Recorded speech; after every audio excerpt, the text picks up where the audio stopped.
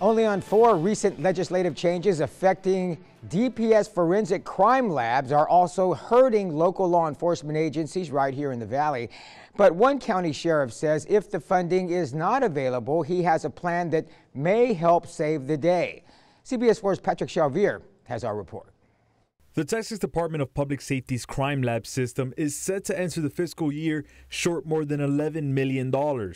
According to the agency, general appropriations from the Texas legislature will provide $63 million out of the $74.5 million it costs to run the lab every year. To make up for the loss, DPS will soon be charging for the normally free services starting September 1st.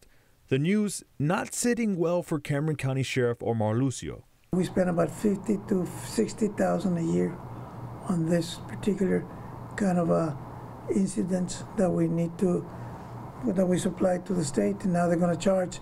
So we figure that's how much it's going to cost.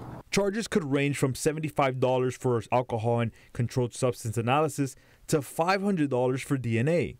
And we do have quite a few of those here because they find them floating on the river, or we find them out here by the island. So every time we find somebody like that, we got to do that because we need to find out who they are. The department is planning their budget for the next fiscal year, but Sheriff Lucio says there's another plan he thinks could help save them. My own criminal lab here, there's quite a few students graduating who have a chemistry degree.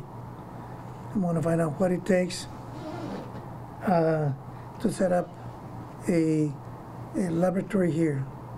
Lucio says he would meet with other departments and allow them to also use the lab for their own cases at an agreed upon rate. To buy the equipment and to buy you need all kinds of liquids and what have you to mix and what have you, that it may work best for us right here.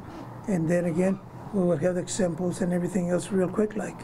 Lucio also says he was told vouchers would be issued to cover some of the services, but he says it's not enough.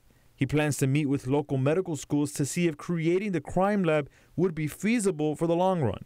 I think that's one way that we can save the county money. We might have to ask him for a little money to begin with from the beginning, up front. But can you stop and think about it? We said something like that here. Can you imagine how much money we can save in 5 or 10 years?